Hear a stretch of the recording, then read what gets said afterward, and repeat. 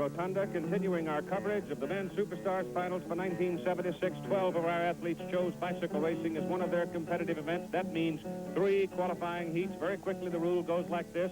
The winners all go into the final. The next 2 fastest will qualify for the final. And having looked at the overall standings, I'm sure you noted... Bob Rigby is going to be starting in lane number 1. Riding next to him will be Mr. Universe, Lou Ferrigno, in lane number 2.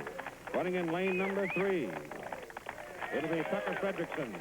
And in lane number 4, it will be Mike Schmidt.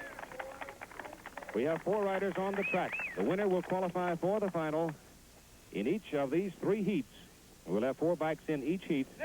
And the next 2 fastest men, a total of 5, going to the finals. No points are awarded for the preliminaries. Now, this is a quarter-mile track. In the qualifying heats, they go around twice. It is a running track. It is not built for bicycle racing. Going through the turns, you've got to behave yourself and be reasonably careful. Lou Ferrigno in the preliminary was a very strong bicycle rider.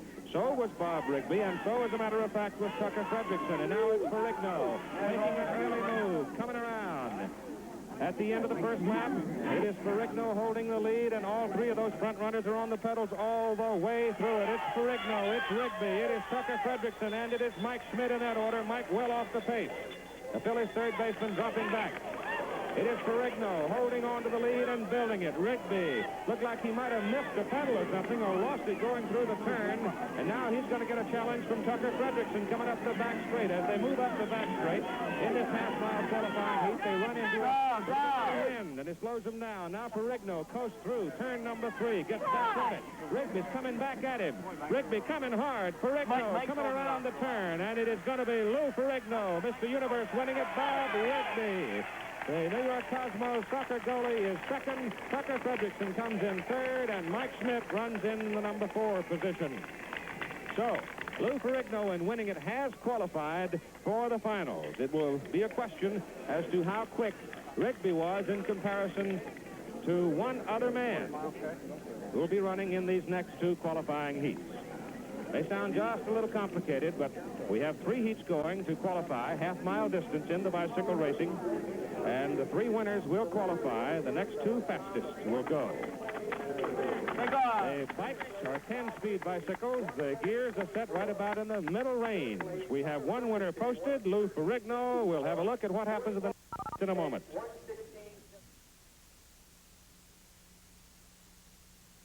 Of Heat 1, Lou Ferrigno, 1:10.82, the winning time. Bob Rigby, in a sense, becomes the man on the bubble, just like we do at the Indianapolis 500, 1:11.24 for Rigby. Now, if someone else, non-winner, if another non-winner posts a faster time, then Bob Rigby will probably be knocked out of it. So we'll have to watch him. Tucker Frederickson took third, as we noted, and Mike Schmidt was 4. Now, here's Reggie Jackson with Kyle Rote Jr.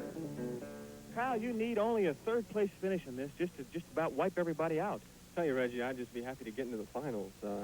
You know, this event is so emblematic of, symbolic of how the whole competition is going.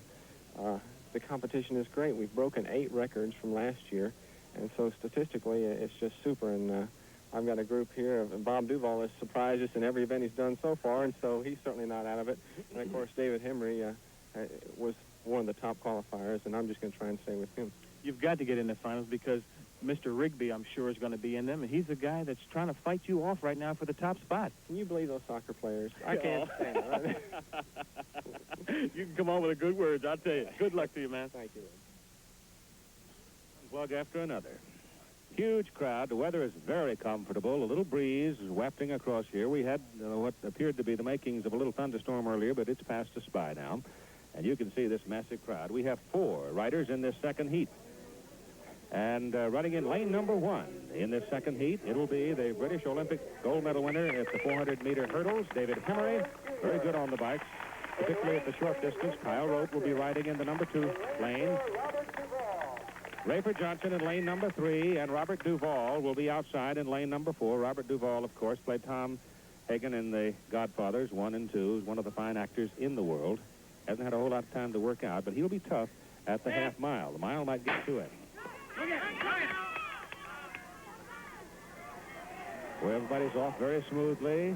David Hemery trying to go inside and get the inside position, and he does, and he comes out of that first turn leading it. Hemery is riding up in front now. You can notice that Kyle Rote is riding in the number 2 position, wearing that light blue shirt. It'll look almost white to you, probably. Rafer Johnson is right behind him, and Robert Duvall has dropped off the pace for the time being.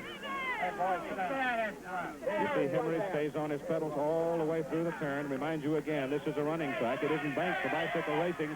It's Hemery leading at the end of the first lap. They've got 1 lap to go now to complete the half-mile qualifying run. Rote hanging on to second. Johnson moving in tight behind him, and Duvall is off the pace. Coming around out of turn number 2 in the bell lap, it is Rote closing on Hemery. Kyle Rote has moved up on David Hemery, now going down the back straight. If he ducks in behind him, get a little drafting, he might make a move. There he goes. It is Rote moving past David Hemery, going into turn number 3. Rafer Johnson goes past David Hemery. As perhaps they got a little drafting effect, it's going to be a battle there between Hemery and Johnson, but it's Kyle Rote coming around, holding the lead. Hemery's on his pedals. He's coming hard. Rote wins it. Hemery second, Johnson third, and Duvall will finish 4. And so we have definitely qualified 2 men for the bike finals, as Bob Duvall gets a big round of applause as he comes gliding across the finish line, puffing a little bit. Kyle Rote and Lou Ferrigno are definitely in the bike final, which will be run over a distance of 1 mile. David Hemery's time in second place. We'll have to take a look and see how well it matches up with the man who finished second in the first qualifying heat, Bob Rigby. And then, of course, the slower of those 2 will move into the bubble position as we get ready to run heat number 3. You're watching live the men's Superstars final of 1976.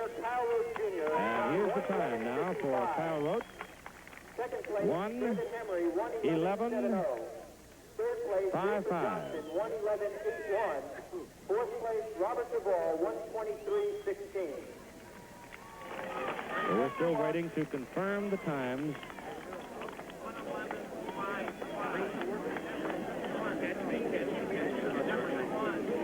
Well, Dave DeBusschere is among the athletes who will be riding in the 3rd heat. Of course, everybody knows about this big guy.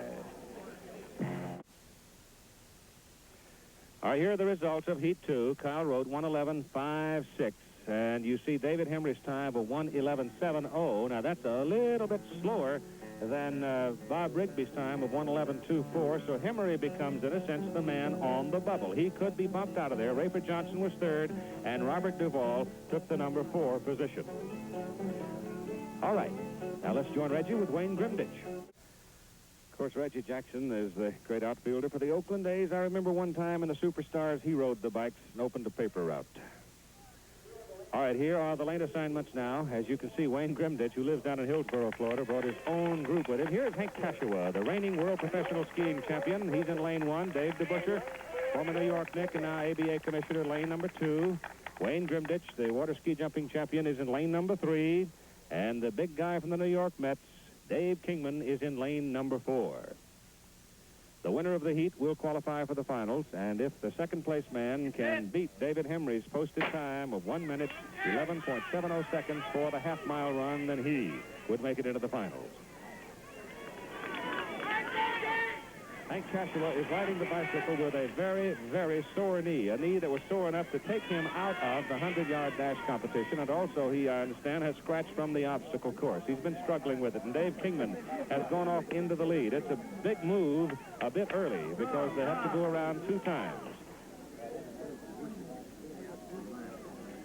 All right, here they come around, completing the first lap. It is Dave Kingman in first place, Hank Kashiwa second place, Wayne Grimditch is running in third place, and Dave DeBusschere trails the field. But you watch that little guy in the white shirt now. When they get around that turn and start up the back straight, you watch that fella in the white shirt, Grimditch, make his move. Because in the preliminary, he just literally blew everybody down on that back straight. Now, Hank Kashiwa uses the bicycle to train. He may try to stay with him. Grimditch makes his move. Kashiwa is with him, but Grimditch is pulling away. A healthy Kashiwa might have stayed with him, but Grimditch, with that spurt up the back straight, has gone into the lead, and he's going to come humming around the last turn, and he's going to win it. Grimditch is very, very strong, and he comes blazing across in first place. Hank Kashiwa comes in second, and it'll be Dave Kingman coming in third with Dave DeBusschere closing in the number 4 position. So Grimditch is in the finals, and now we'll have to wait for the second place time of Hank Kashiwa before we can confirm whether or not David Hemery will be in the final.